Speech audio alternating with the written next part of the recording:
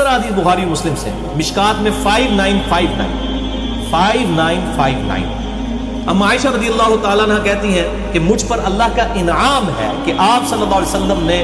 میری باری کے دن میرے گھر میں میرے سینے اور تھوڑی کے درمیان سر مبارک تھا وفات پائی، اور آپ صلی اللہ علیہ وسلم کی وفات سے پہلے اللہ تعالیٰ نے میرا لعاب اور آپ صلی اللہ علیہ وسلم کا لعاب دہن مبارک، تھوک مبارک ایک جگہ پر جمع فرما دی۔ اور پھر اما عائشہ کہتی ہے میرے بھائی عبد الرحمن بن ابی بکر آئے رضی اللہ تعالیٰ عنہ،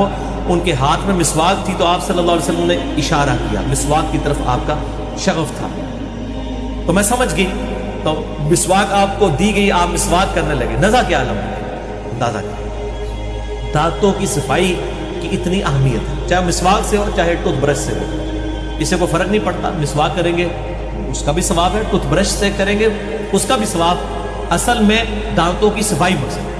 ورنہ تو ہم کیا صابن کے ساتھ جسم دھوتے ہیں یا مٹی کے ساتھ؟ ادھر کسی مولوی کو نہیں یاد آتا صابن کے استعمال کرتے ہیں، یہاں وہ مسواک ایک منٹ اگر برش کی بات کرے وہ کہتے ہیں نہیں خلاف سنت ہو گیا، تو صابن خلاف سنت نہیں، اصل میں صحیح مسلم میں حدیث ہے 534 صفائی نصف ایمان، اصل مقصد ہے صفائی۔